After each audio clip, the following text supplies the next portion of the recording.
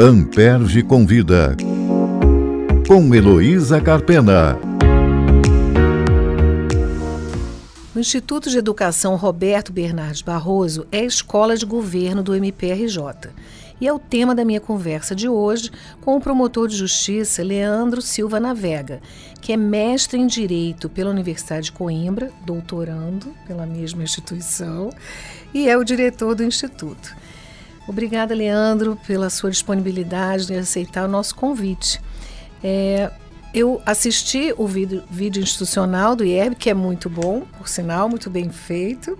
E lá você diz que a escola tem por objetivo estimular o crescimento profissional e desenvolver capacidades técnicas dos membros, servidores, estagiários, enfim, de todos os colaboradores lá da instituição.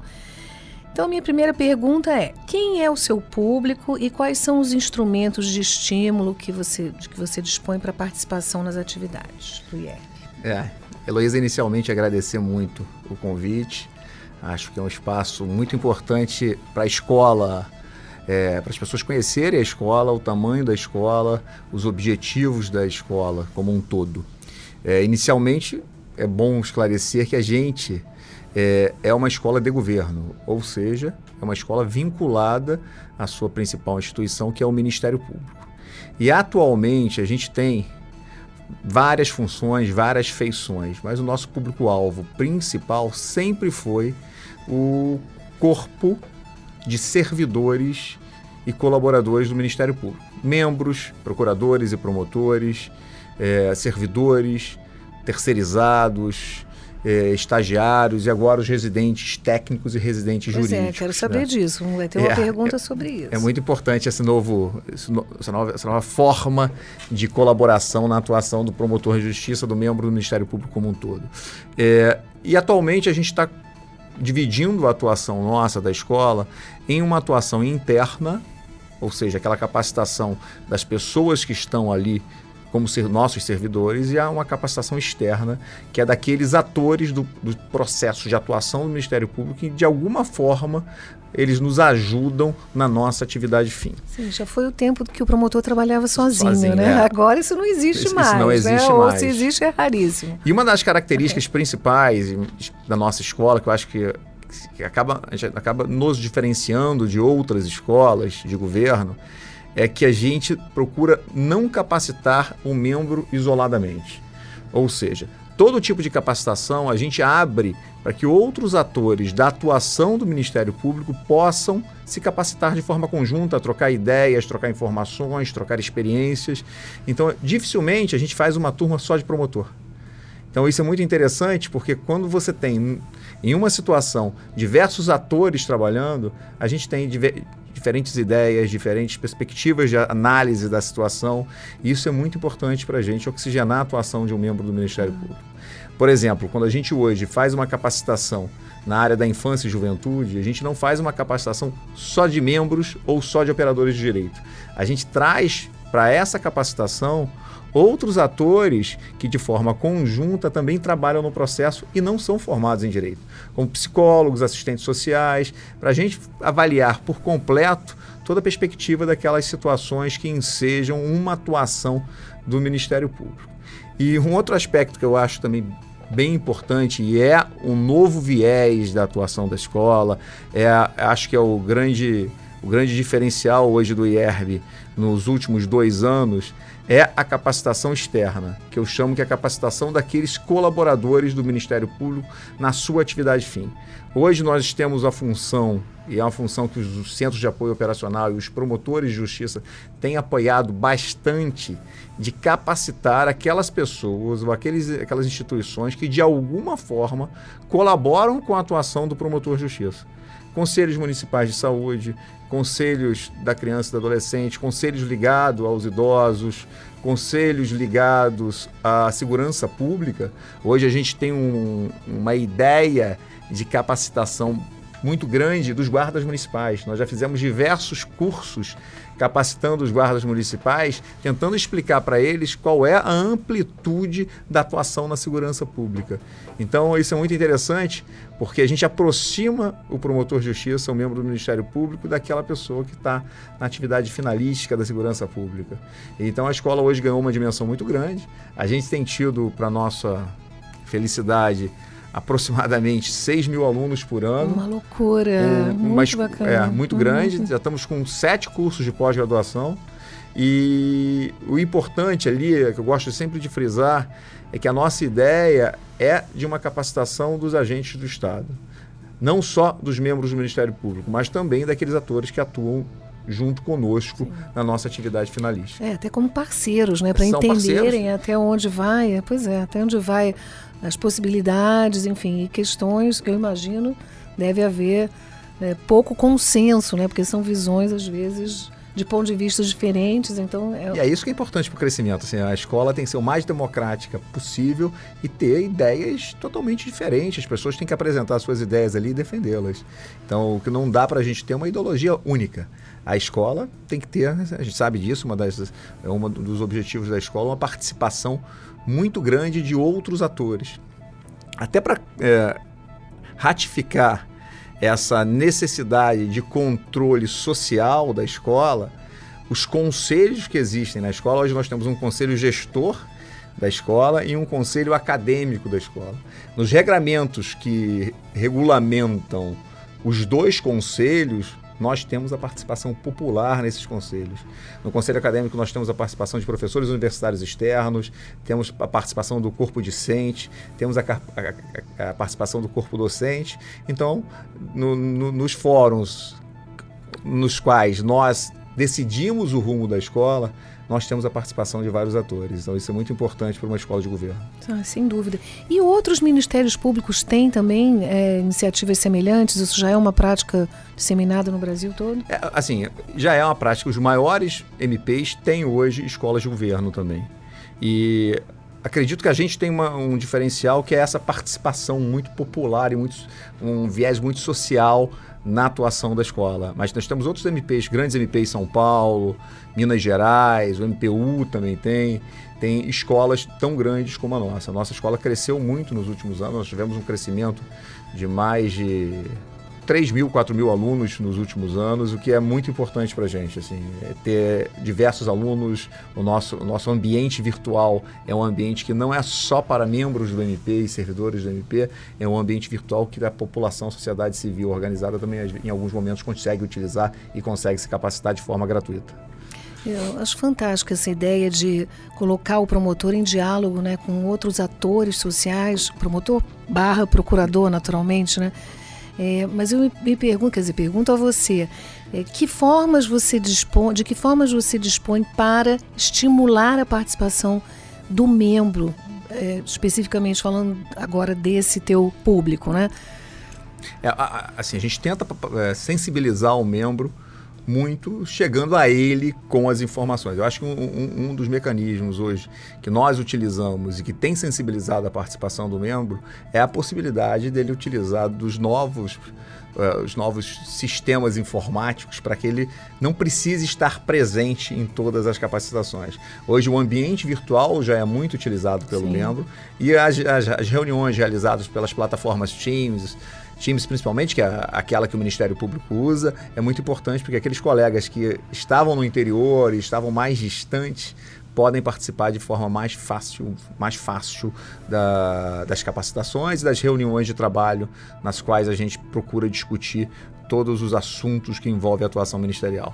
Sim, a educação à distância hoje é uma realidade, né? Não se pode ignorar isso. Em que percentual isso acontece, em termos de presencial versus virtual? Hoje a gente está... 70% dos nossos cursos são... eu não chamo de à distância, mas são utilizados com algum sistema de informática que permite as pessoas não estarem presentes no local. Então a gente utiliza muito o método híbrido. Nós temos o professor no local, aqueles alunos e promotores que querem estar no local e, ao mesmo tempo, de forma síncrona, nós temos a transmissão pelo Teams e os outros colegas e servidores e outros alunos que querem participar podem participar à distância. A gente tem algumas situações que a gente tem feito algumas capacitações, que nós temos diversos membros do MP de outros estados também participando na nossa formação.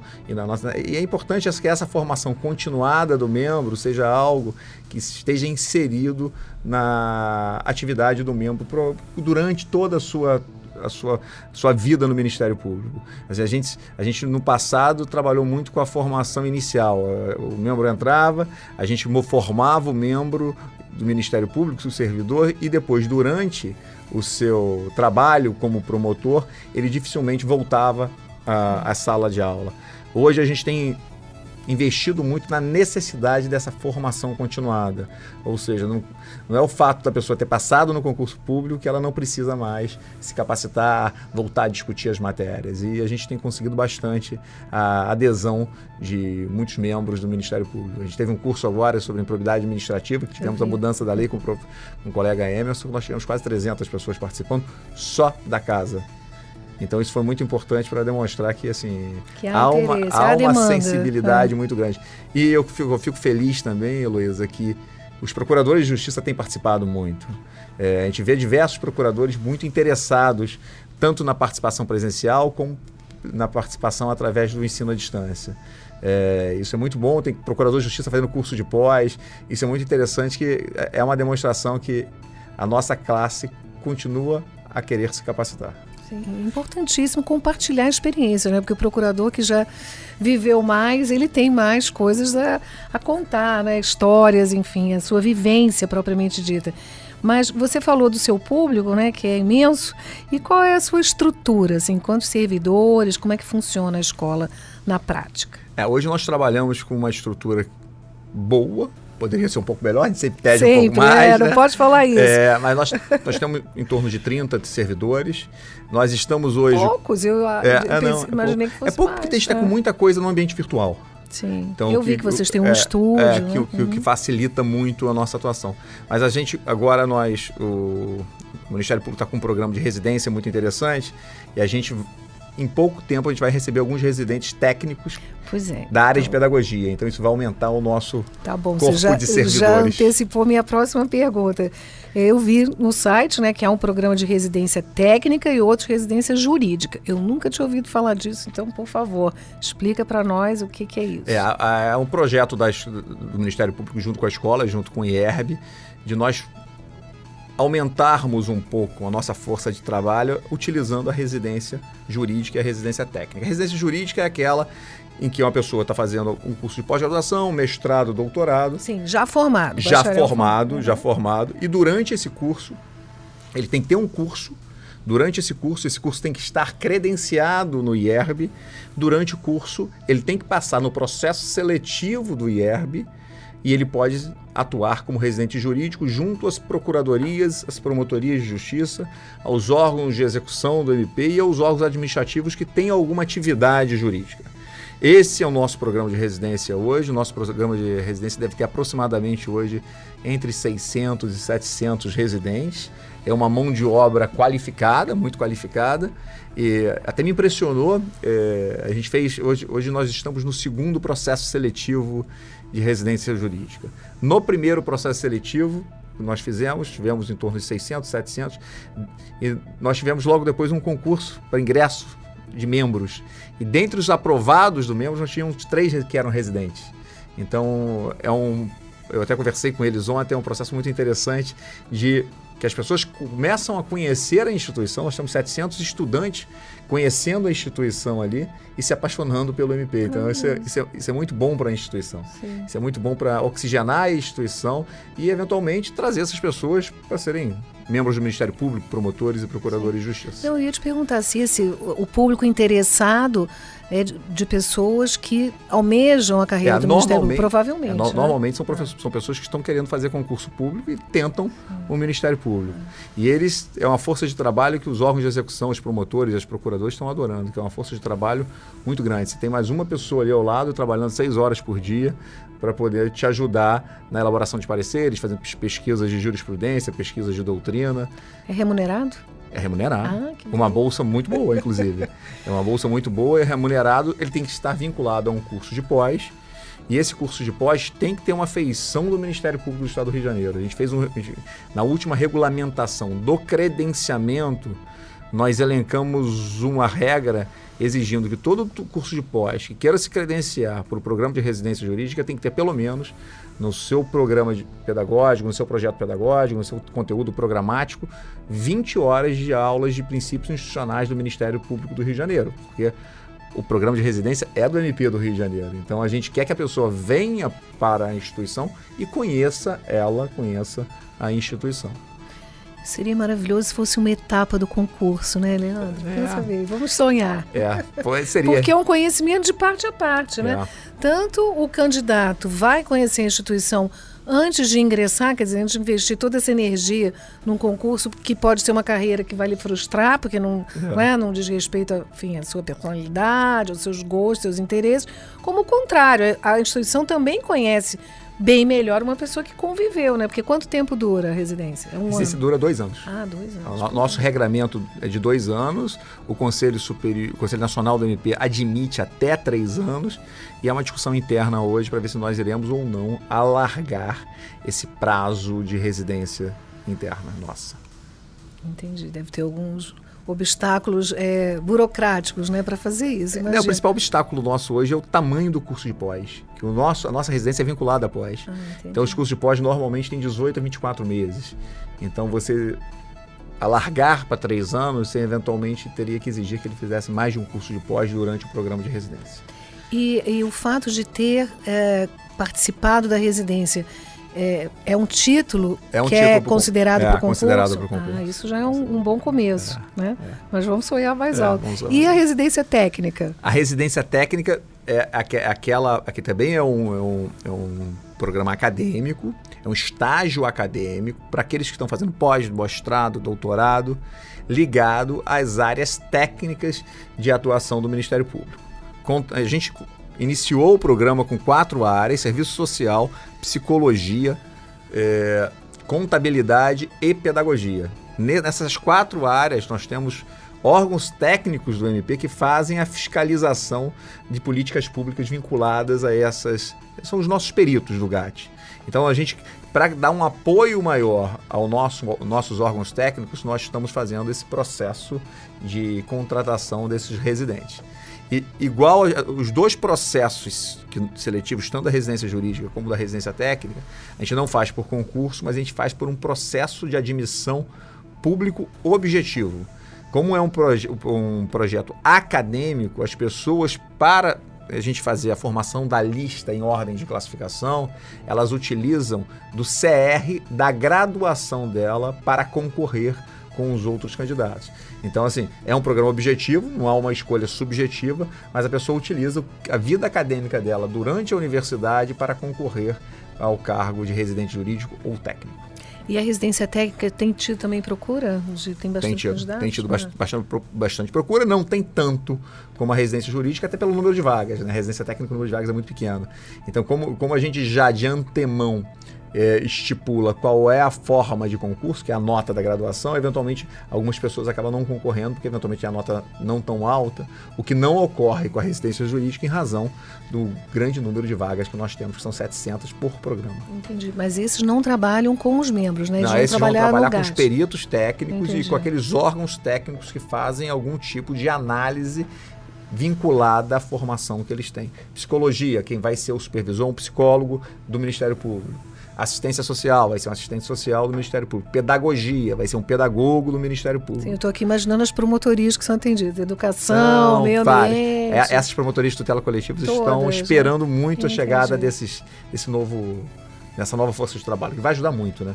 Às vezes você consegue, a gente estava olhando os currículos dessas pessoas que estão vindo, às vezes você consegue pessoas com doutorado em políticas públicas, em educação, seriam perfeitas para atuação, para ajudar a gente, ajudar o promotor e procurador de justiça nessa atividade, enfim. Uma das questões, eu acho, mais tormentosas é a famosa eleição de prioridades, né, Leandro? A gente sempre tem uma variedade infinita de assuntos para serem cuidados, mas a mão de obra é finita, o tempo também. Então é preciso escolher. E eu vi que o IERB já começou esse trabalho, mas se propõe a realizar pesquisas. Qual é o direcionamento dessas pesquisas que você pretende dar na escola? Na escola agora a gente organizou um pouco a ideia da pesquisa e das comissões de estudo. Nós temos alguns grupos de pesquisa ligados aos cursos de pós. Cada curso de pós, dentro da linha de investigação existente naquele curso, pode deflagrar um grupo de pesquisa. E também temos outros grupos de pesquisa que a gente chama de pesquisa institucional. Aquela ligada após a gente chama de pesquisa acadêmica, a gente deu essa nomenclatura na nossa regulamentação. E as pesquisas institucionais são aquelas pesquisas que a gente quer aferir se a atividade do Ministério Público está em conformidade ou não com os anseios do próprio Ministério Sim. Público.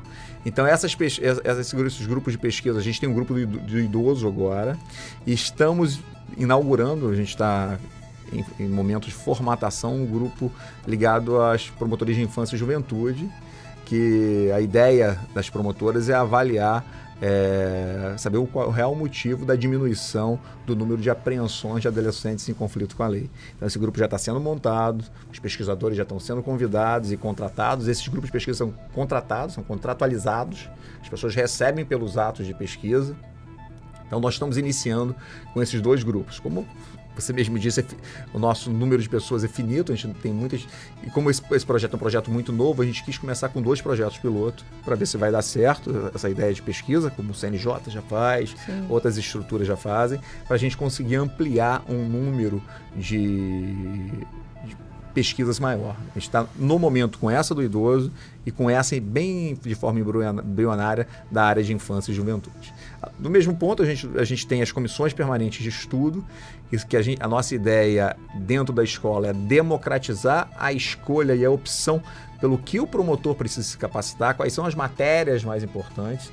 Então, a gente achou indispensável que essas escolhas não fossem realizadas só pelo diretor, fossem realizadas por uma comissão de estudo de membros e servidores, de todas as pessoas participando, que elas, de forma democrática e autônoma, definam qual será o rumo futuro da nossa instituição no âmbito educacional, no âmbito da capacitação. Entendo. E uma forma também de pensar o próprio Ministério Público, né? Porque os dilemas são muitos, né? Você escolher, não sei, entre a proteção de um determinado grupo em sacrifício de outro interesse igualmente valioso. Quer dizer, esses dilemas acontecem, né? Acontecem muito. Mas são importantes, a gente tem que discutir. Sim, mas tem que enfrentá-los, tem que enfrentá-los e discutir com a sociedade. Acho que a proposta é essa. A discussão não pode ser só interna, só nossa. O viés principal do IERB é que todas as discussões que vão alterar a nossa atuação tem reflexo na sociedade, a gente atua para a sociedade. Então, as opções de entendimento nossas têm que ser discutidas com a própria sociedade. Então, essa é a nossa ideia. E é muito interessante que a gente tem hoje vários assuntos que vêm sendo tratados e discutidos de forma profunda, democrática. Às vezes a gente tem divergências de posicionamentos doutrinários e jurídicos muito grandes, mas isso é importante para que a escola e o promotor escolha qual é a melhor forma de atuação nesses casos que envolvem essas divergências. Maravilha. Te agradeço muito pela entrevista e vou encerrar convidando os ouvintes a acompanharem o programa. Toda terça-feira, um novo episódio está disponível. Não deixe de enviar seu comentário, compartilhar e avaliar o programa. Muito obrigado, Luísa. Amperge convida, com Heloísa Carpena.